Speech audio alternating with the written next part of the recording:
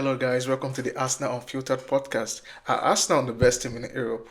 Today, in the Champions League, we went to San Siro to play against Inter Milan, who were the finalists in last season's Champions League, and we beat them decisively 3-1 on their home turf. This Arsenal team really keeps surprising me because in the past 2 weeks, we've really been playing poorly against Liverpool in the Premier League. We played poorly against Nottingham Forest. We played poorly. But to see the performance today, it really impressed me. And what even made it more impressive was that we actually bench some of our first team players. For example, Odegaard did not start. Gyökeres did not start. Declan Rice, who is one of our best players, did not start. Gabriel did not start. Ben White, who has been starting recently, also did not start. So we had some of our makeshift player or some of our bench players. We had them start for us, and even with those changes, we still played very impressively against Inter Milan. And let us note, Inter Milan played a very strong team, and also Inter Milan, they are the top team in Serie A. But we went to them, we went to their own turf, and we beat them really decisively. Maybe we played different. Maybe the manager sets up the team really differently in the Champions League because, to be honest with you, some of our best matches have actually come in the Champions League against Atletico Madrid, against Bayern Munich, against Inter Milan. We've played really very impressively. We've played a kind of attacking football that we as a fan can enjoy, and even the opponents can really see the quality of players that we have. And today was one of those days where Arsenal really played very well. Almost all of our players, bar Eberechi Eze, were impressive. And I really feel like if we continue playing this kind of game, it really puts us in a very good position to probably win the Champions League. Right now, we are top of the league format of the Champions League group stage, and we have already qualified for the next round. So we are very well placed and also very well, good position. Anyways, we're in a good position to win the Champions League. But I do not want us to get ahead of ourselves because also Liverpool were in this same position last year. They were on top of the Champions League format, and when they went to the next stage against PSG, they lost. So I don't want we as fans or our players to get ahead of themselves and let think that okay, they are the best and they can beat any team. No, we always have to do better, and there are some players even in this match against Inter Milan that I feel still have to play better. So before I go into specific players, let me just give a few analysis on the game. In the first half, Arsenal scored very early. Around, I think, the first 15 minutes, we had a goal scored by Gabriel Jesus. Timber tried to shoot, miscued the shot. Then there was a deflection by Gabriel Jesus to redirect the ball, which the keeper could not save. And that was actually a good goal from the setup of the goal because there was a build up from, I think, Mikel Moreno, involving Mikel Moreno, Eze. Then I think there was a pass into the box. Then Timber shot. Then there was a deflection. Then um, it was a good poacher goal by Gabriel Jesus.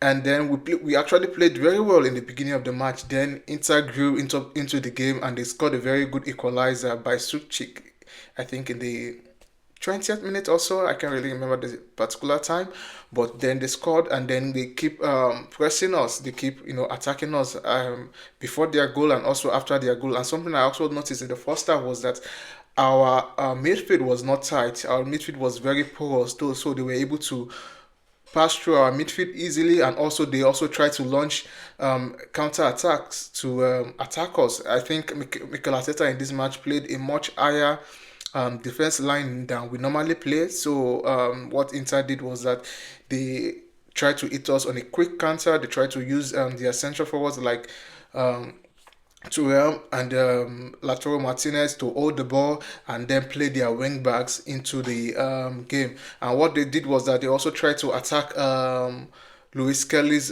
position because it's not the fastest. They tried to attack from his side and launch counters from his side. And they also had a lot of chances actually for, doing that. But again, they had so many poor finishes from Marcos Thuram, from Luis Enrique, one of their fullbacks. Both of them had good chances, but they didn't dispose those chances. Then, after a bit of pressure from Inter, then Arsenal had grew back into the game. Then we had a corner kick from on the right hand side, which Bukayo Saka whipped in. Then Trossard nodded back inside. Then Mikel, Gabriel Jesus was able to nod it in the six box, yeah, in the box.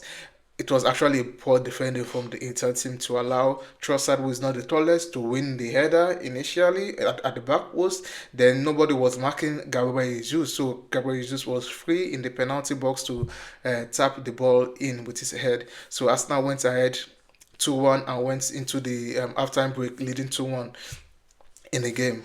Then in the second half, we played. We started a bit better, and we played a bit better. We were a little bit in control. We weren't going a little gung ho in the second half. We tried to control the game. Then there was a period in the middle of the second half. I think when both teams started making changes. I think when Inter substituted Lautaro Martinez for Esposito or Desposito. He was a very impressive player when he came on because he had about two chances and that they almost scored, but yeah, they didn't score. Then Arsenal also made some changes, and from our changes, we got our third goal from Gyökeres in the at 84th minute. Then we were able to close out the game. Even we had few chances after that, which we could have converted. For example, before Gabriel Jesus was substituted, he slipped Saka in. He should have scored actually, but he hesitated. Then the defender was able to recover and block his shot. And we also had some chances. Also, Gyökeres, after he came on, after his goal, he also had another chance he could have scored, but he didn't. But it was a very impressive performance by Arsenal, which not only the score line but also the way we played. I really enjoyed the match today, which has not really been a common theme in Arsenal matches over the past week, especially in the Premier League. But I think for some reason in the Champions League we always play more attacking football, and yeah, I was really impressed. There are some players that another thing that I really love about this match was that we were able to give some of our bench players some minutes. For example, we had Eze start this match. I mean, he left the pitch and he was substituted in the 60th minute or so for I can't remember who came on for Eze actually. Okay, he was substituted for Declan Rice, and Eze was not really impressive. I mean, he was in the game in the first 15 minutes, but after that he disappeared.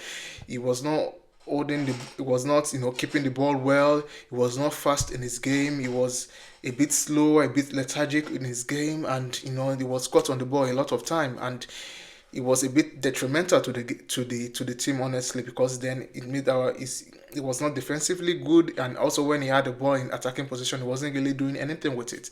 So it was really a poor performance by Iberichi, and I think he really needs to fix up, because he can't really say, oh, he's not been playing frequently, that's why his form is not good, or that's why he's not able to apply himself in matches.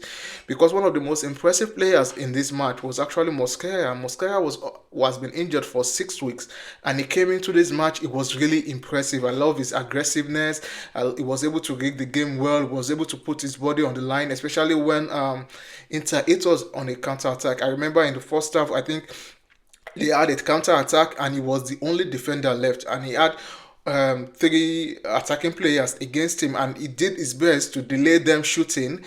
And by the time Ita was able to get an opening to shoot, it was at a very bad angle for them, and they missed the shot. It was really impressive. I was really impressed by Mosquera, really, to think that he's only coming back from an injury. I think this guy is a really back and buy for Arsenal. I would say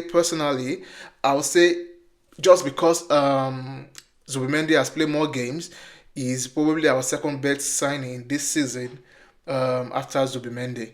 And also Zubimendi was okay, but I felt our midfield was a bit porous. And another bench player that came into this match was Mikel Moreno. Mikel Moreno, I'm sure you guys would have observed since he joined Arsenal, anytime he plays in the midfield, he has not been impressive, to be honest with you guys. I've not really been impressed with him as a midfielder. I mean, as a striker, he gets goals here and there. He's been impressive while playing as a striker, but as a midfielder, he has not really been impressive because he's a bit slow on the game, slow in his game. He's not really a good passer of the ball. I don't see him switching plays like we had with Granit Xhaka. I don't see him being strong, being controlling the tempo of the game as we had with Thomas Partey. So I normally question is what does it bring to our midfield when he's playing? Nothing really. He's very slow, but yeah, but again, he did okay. This match was not really one of his worst. His had worst games before today, but I mean, it was okay. Nothing really special. I don't think he will be challenging for the starting spot against Manchester United in the weekend. Another impressive player that actually came on, that actually started, one of our bench players that actually started today was Luis Kelly. I mean, Luis Kelly initially, what Inter did was that they were attacking when they counter attack when Lautaro Martinez or Marcos Thuram get the ball. What they do is they play to Luis Kelly's side to attack from there because they notice he's not really the most spacey defender.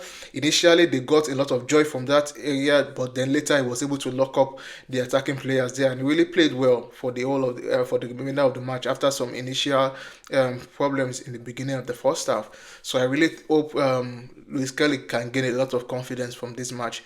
Another impressive player, I'll say. I mean, again, our left hand side, that's our left hand side where we had Trossard. Trossard was here and there. I mean, he assisted the Gabriel Jesus goal, but I mean, I won't say it was that exciting. It was one of his best games, but it was okay. Bukayo Saka. Bukayo Saka. This is one of our starting players. This is our star player on £300,000 a week. I believe he can do better. I really believe he can do better because he had his defender, that's the Inter defender, one on one a lot of the time. He could have beat him. He could have, you know, dribbled past him. Most times, sometimes he dribbled past him, but then his final cross was not always good. But I mean, he got a lot of joy because he really had a lot of opportunity against that defender. So he had a lot of joy sometimes to cross the ball to. But there are some instances whereby I felt Saka was a bit selfish, especially later in the second half, whereby he could have slipped Gyökeres, crossed the ball for Gyökeres to tap in when, but then he went on the outside of his foot and shot with his right foot, which the keeper saved. But I think the best option was to pass across the ball to Gyökeres, and Gyökeres would have had a tap in and would have scored earlier. But again, it wasn't that bad. I expect him to start against Manchester United because again, he's still the best option on our right hand side. For the striker position, in my review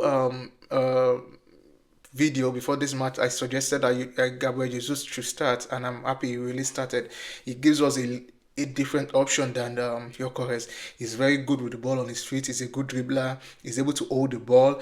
And one thing he was able to do again was score goals, which we've always wanted from our strikers, like being in the right position at the right time to tap the ball in. And that was, funny enough, this is one of the easiest goals he would score in his career because most of his, I mean, it was just to not the ball in the 6 yard when nobody was marking him for the second goal, and the first one was an instinctive deflection to deflect Julian Timber's shot past the keeper. So I think Gabriel Jesus actually stated his claim for the starting lineup against Manchester United. I'm really happy about the performance in this match. I'm really happy we won this match. We are top of the league in the Champions League format. We have already certified our qualification for the next round. What do you guys think? Do you think Arsenal are really the best team in Europe, and do you think we can go on to win the Champions League? Let me know in the comments. And also, what do you think has really claimed his position on the players that came in this match? What do you think should start against Manchester United? Gyökeres or Gabriel Jesus? And I forgot to mention, Gyökeres actually scored a good goal in this match. He was the scorer of our third goal. There was the counter attack. He tried assisting Bukayo Saka, but the ball deflected off Bukayo Saka, and then he was able to bend the ball in from the deflection of Bukayo Saka's feet. It was a very good goal. I mean, the keeper was able to touched the ball, but he wasn't able to push it past the post. So it was a good goal, actually. It was a very impressive goal from Gyökeres. So who do you think should start in the match against Manchester United? Is it Gabriel Jesus or is it Gyökeres? And also, do you think Mikel deserves to start after his performance in this match? Luis Kelly, should he start in the match against Manchester United? Because if he doesn't start, then we probably will have to switch Timber to the left, which is not really his best position, then play Ben White on the right. Or should we keep Timber on the right and then try Luis Kelly on the left because of this impressive performance in this match? Guys, let me know what do you think about this match. Do you think Arsenal are really the best team in Europe? Thanks and see you in the next video. Like, share, and subscribe.